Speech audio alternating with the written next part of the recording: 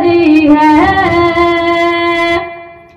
वो जिसके लिए महफिल कौनैन सजी है, फिरदौस बरी जिसके वसीले से बनी है, वो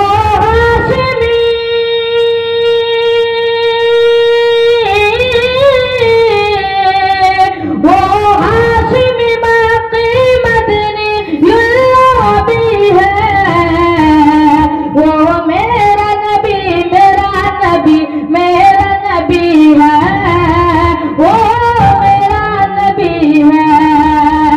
अहमद व मोहम्मद वही खत्म रसूलुल्लाह, मकबूल रजी से वफाना लका जिक्रक, जिस जात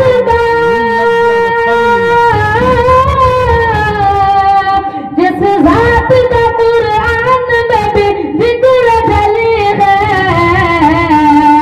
वो मेरा नबी मेरा नबी है, वो मेरा नबी है।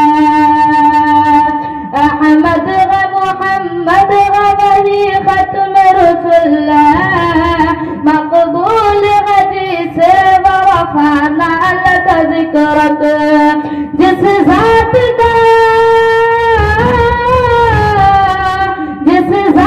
का कुरान में भी जिक्र जली है, वो मेरा नबी है, वो मेरा नबी है। वो ना हो बे शर्मिंदा